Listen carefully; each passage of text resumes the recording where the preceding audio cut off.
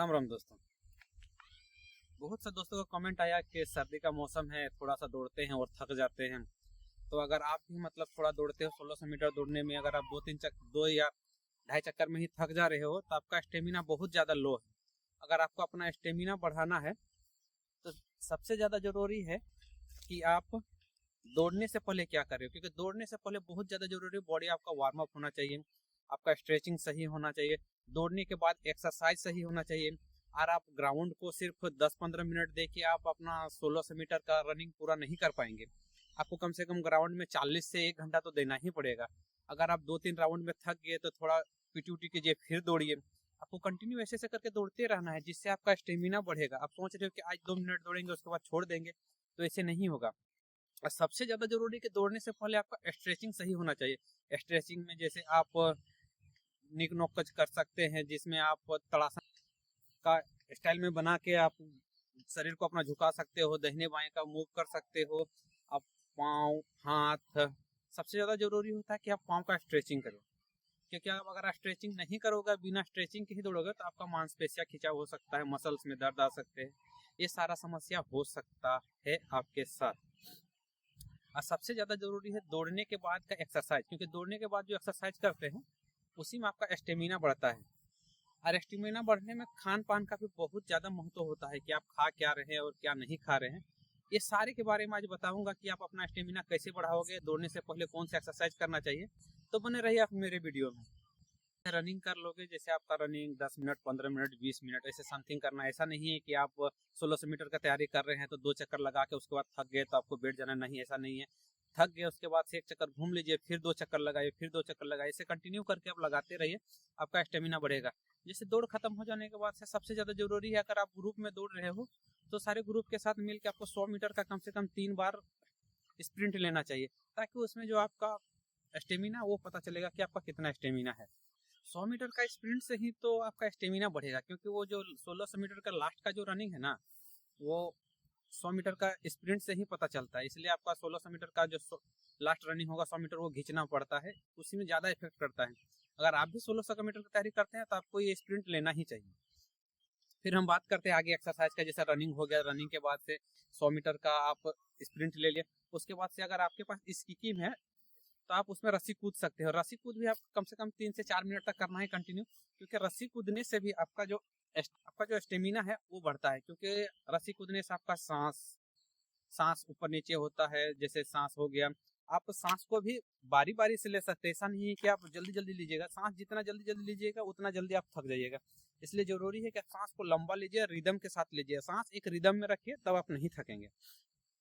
रस्सी कूद के बाद आप साइड जंप कर सकते हैं। साइड जंप के बाद से आप हाई हिल जंप कर सकते हैं। जैसे हाई हिल जंप करने से आपका ये होगा कि आप अगर दौड़ते हैं तो आपका स्टेप छोटा है तो वो स्टेप आपका बढ़ जाएगा, इसलिए हाई हिल जंप करना चाहिए। आप उसके बाद से बहुत सारा ऐसे एक्सरसाइज है, जैसे ये एक्सरसाइज हो गया, फिर ये वाला हो गया, इसके बाद ये हो गया, ये हो गया। आप देख ही सकते हैं वीडियो में जैसे दिखाया जा रहा है वैसे ही करना है। सारा आपको एक्सरसाइज इसी वीडियो में आपको मिल जाएगा कि कैसे क्या क्या एक्सरसाइज करने से आपका स्टेमिना बढ़ेगा या नहीं बढ़ेगा। इसके बारे में सारा आपको इस वीडियो में मिलेगा, आप वीडियो में बने रहिए। और अगर आप हमारे चैनल पर नए हैं तो चैनल को सब्सक्राइब कीजिए, फेसबुक में हमें फॉलो कीजिए, और ऐसे सारे बहुत सारे नए नए वीडियो हमारे आते रहेंगे। चलते हम नेक्स्ट आगे की ओर बढ़ते हैं।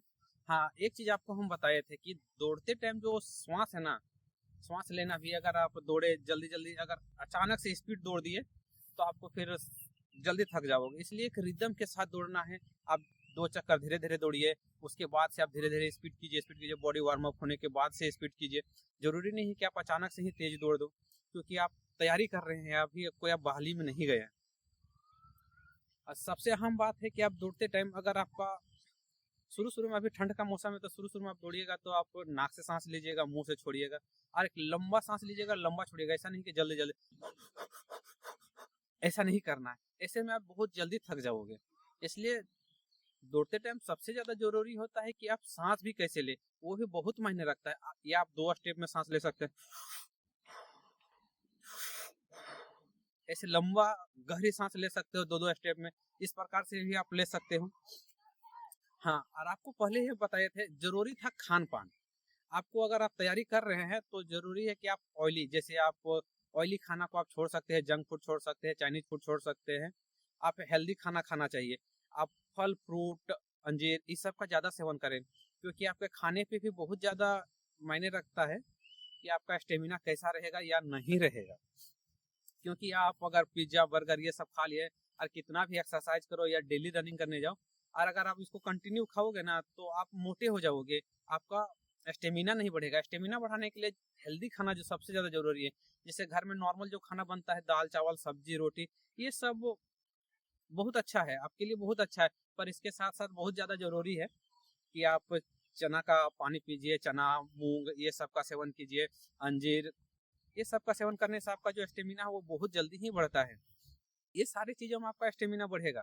और सबसे ज्यादा जरूरी होता है वो होता है दौड़ने के बाद से एक्सरसाइज, उसी से आपका ज्यादा डेवलप करेगा। आप खाने पे भी ध्यान रखना है, ऐसा नहीं है कि आज मिल गया है तो आज पूरा मतलब खा लेते हैं, आज छोला भटूरा मिल गया है या पूड़ी मिल गया है, आज ये चाउमीन मिल गया है, बर्गर मिल गया है, तो ऐसा नहीं है। आपको थोड़ा खाने पे भी परहेज रखना होगा, तब जाके आपको ये सारा स्टेमिना बढ़ेगा।